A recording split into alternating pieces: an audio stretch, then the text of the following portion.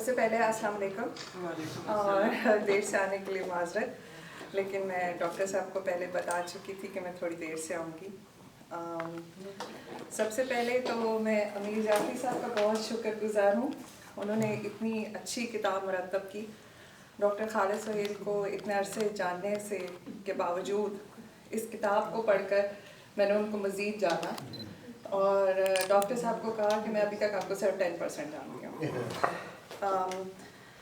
اس کے ساتھ ساتھ میں ڈاکٹر خالد سہیل کی شکر گزار ہوں، جنہوں نے نہ صرف اس کتاب پر ریویو لکھنے کا موقع فراہم کیا، بلکہ جب میں یہ کتاب پڑھ رہی تھی تو انہوں نے میری کتاب پر لائیو کمنٹری کو تحمل سے سنا، اور جہاں ان کو محسوس ہوا کہ میں اپنی ذمہ داریوں کی وجہ سے یا عادتاً دھکا سٹارٹ موڈ میں جا رہی ہوں، تو وہ اپنی مسکراہٹ اور اس کلاسک جملے سے کہ اس کتاب کی رونمائی 2 جولائی 2023 میں ہے، 2 جولائی 2024 میں نہیں، میرے پڑھنے اور لکھنے کے عمل کو مطلوبہ دھکا فراہم کیا۔ یہ جو دھکا ہے اس کو وہ اپنے کالم دھکا سٹارٹ رائٹر میں میرے ایک خط کی صورت میں شامل کر کر اس عادت کے محرکات پہ اپنی پروفیشنل رائے دے چکے ہیں، اور اس کا ادبی اور نفسیاتی جائزہ بھی دے چکے ہیں۔ لیکن اس میں اہم بات یہ ہے کہ وہ میری اس عادت سے بھی بخوبی واقف ہیں، اور یہ بھی جانتے ہیں کہ میں اپنی ذمہ داریوں، لمبی سوچ و بچار کی عادت سے مجبور ہوں، لیکن پھر بھی وہ اس کتاب کے سلسلے میں میرے پہ پر اعتماد ہیں۔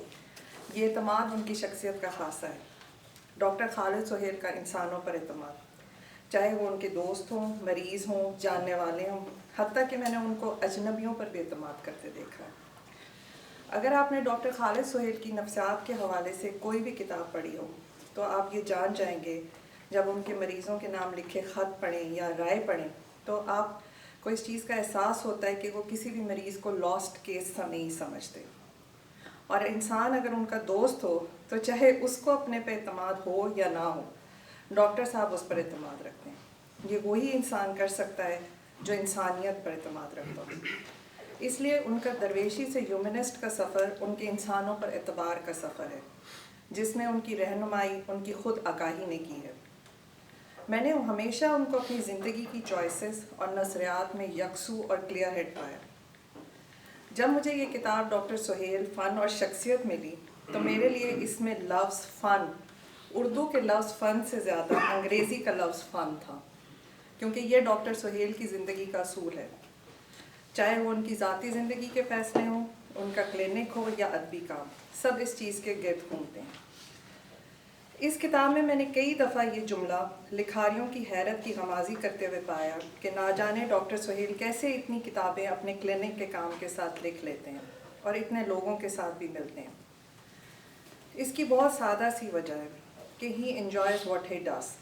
اگر آپ وہ کام کریں جس کو آپ انجوائے کرتے ہوں تو آپ کبھی نہیں تھکتے۔ ڈاکٹر سہیل ان میں سے ایک ہیں۔ جب وہ اپنے کلینک سے مریض دیکھ کر نکلتے ہیں تو تھکاوٹ کا کوئی شائبہ نہیں۔ یہی صورتحال لکھنے کے عمل، لوگوں سے ملنے جلنے اور ان کی ذاتی زندگی میں ہے۔ وہ کسی بے جان رشتے کا بوجھ اپنے کندھوں پر اٹھا کر نہیں پھر رہے۔ وہ لوگ بہت خوش قسمت تھے جو عشق کو کام سمجھتے تھے یا کام سے عاشقی کرتے تھے۔ ہم جیتے جی مصروف رہے، کچھ عشق کیا کچھ کام کیا، کام عشق کے آڑے آتا رہا اور عشق کام سے الجھتا رہا، آخر تنگ آ کر ہم نے دونوں کو ادھورا چھوڑ دیا۔ عشق اور خود آگاہی کا سفر اور راستہ آسان نہیں، چاہے آپ کے چہرے پر خالد سہیل جیسی میٹھی مسکراہٹ کیوں نہ ہو۔ اس پر چلنے والے عموماً مطلوب و مسلوب ہوتے ہیں۔ امیر جعفری صاحب ڈاکٹر خالد سہیل کے انتہائی قریبی دوست ہیں اور زبان پر قدرت رکھتے ہیں، اس لیے انہوں نے اس سفر کی مشکلات، زبانی کی گھٹن کا احوال شگفتہ زبان میں کرتے ہوئے صرف ایک جملے میں سمیٹا ہے کہ ڈاکٹر سہیل متنازع ہے۔ اپنی تمام ملنساری، انسان دوستی، قادر کلامی، ادب کا پاور ہاؤس ہونے کے باوجود ڈاکٹر سہیل متنازع ہیں، کیونکہ وہ روایت اور زمانے کی روش سے ہٹ کر خیال اور مزاج کے حامل ہیں۔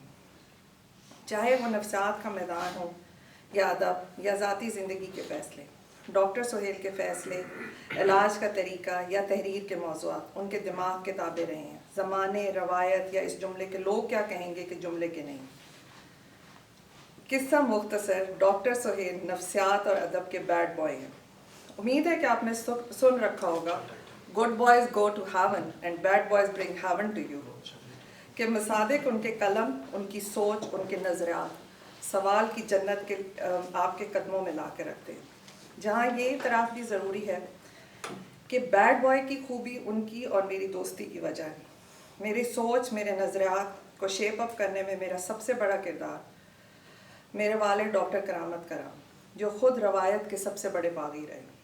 इसलिए मैं इस बगावत और उसके नताइज का इदराक रखती हूँ। मेरे वालिद डॉक्टर करामत अली और मेरे दोस्त डॉक्टर खालिद सोहेल में जो कदर मुश्तरक है वो ये है कि उनको किसी भी ज़माने, अदालत या इंसान के गुड करैक्टर सर्टिफिकेट या इंडोर्समेंट की ज़रूरत नहीं। ये लोग ज़माने को अपनी ठोकर में रखते हैं। अगर वो ज़माने की विंडिकेशन का इंतज़ार करते रहे तो ये अपना काम ना कर सके। ये जहद मुसलसल पर यकीन रखने वाले लोग हैं। ये रिंदे ज़माना है। ज़िंदगी के मैदान में धमाल डालकर अपनी मर्ज़ी से अपने बल पर सर उठाकर ज़िंदगी को जीने वाले लोग हैं। ज़िंदगी के ब्लैक एंड वाइट कैनवस में रंगों की कौसो कज़ा का बंदोबस्त करते हैं और ज़माने की इजाज़त से बेपरवाह सवाल, आज़ाद सोच को परवान चढ़ाते हैं। ममनुआ मौज़ूआत को अहाता कलम में लाकर नई नस्ल के लिए इल्म और तफक्कुर के दर वाह करते हैं। हमारा जुर्म तफक्कुर था, आगाही थी गवाही, नतीजन हमें दे दी गई सज़ाए जुनून। मोहब्बत, गुरबत, हिजरत, मौत, अजीब दुख हैं इंसान के जिनको अपने दिल में लिए डॉक्टर खालिद सोहेल मुस्कराते हैं। इन्हीं दुखों ने उनसे ह्यूमनिज़म का सफ़र तय करवाया, ग्रीन जोन की फ़िलासफ़ी तश्कील दिलवाई। ग्रीन जोन फ़िलासफ़ी मेरे लिए 3 अल्फाज का नाम है: खुद शनासी, खुद एतमादी और खुद इन्हसारी, ताकि इंसान अपने नफ्सियाती मसाइल और जज्बात के बुरहान से मुँह छुपाने के बजाय उनको एज़ इट इज़ एक्सेप्ट करे और अपनी बेहतरी के लिए कदम उठाए। यहाँ ये बात काबिल ज़िक्र है कि नफ्सियाती बुरहान का शिकार अगर अमीर हो तो वो टेडेक्स टॉक्स देकर हमारी एनलाइटमेंट का सबब बनता है, लेकिन अगर गरीब हो तो वो सिस्टम पर बोझ होता है। इसलिए ये एक ऐसे डॉक्टर की फ़िलासफ़ी है जो हो ची मिन्ह, चे गवेरा, नेल्सन मंडेला, फीडल कास्त्रो की तलाश में जाता है, समाजी इर्तिका जैसी किताब लिखता है और अपनी पॉडकास्ट इंटरव्यू में मूसा बाजवा को अपने अल्फाज में ये बात करता है कि मैं मैन मेड मिजरीज़ के ख़िलाफ़ हूँ जो अनईक्वल डिस्ट्रीब्यूशन ऑफ वेल्थ की वजह से पैदा होती है। बतौर लेफ्ट के एक्टिविस्ट के मेरे लिए इससे ज़्यादा खुशी की बात क्या होगी। ये सारी किताब मेरे लिए नई जानकारी का सबब बनी जो पुरमसरत था, सवाए एक बात के कि जब मेरी डॉक्टर साहब से मुलाकात हुई तो वो इतालवी सूट पहनना तर्क कर चुके थे और अपनी स्पोर्ट्स कार बेच चुके थे। सो मैं इस कार के झूठे लेने से महरूम रही। इस किताब की बहुत अच्छा इस किताब के मज़ामीन पैगाम और पैगाम्बर, काले जिस्मों की रियाजत, ग्रीन जोन का फ़लसफ़ा मोहब्बत, फ़न शादी, मॉडर्न दरवेश या मुअम्मा उसकी चाशनी में इजाफ़ा करते हैं। अगर मैं इस किताब से और डॉक्टर सोहेल की ज़िंदगी से कोई एक बात सीख सकूं तो वो ये होगी कि वो हर कितने मुश्किल हालात कैसे हो क्यों ना हो, वो हर नेगेटिव को पॉजिटिव में बदल देते हैं, ना सिर्फ अपने लिए बल्कि अपने इर्द गिर्द लोगों और समाज के लिए।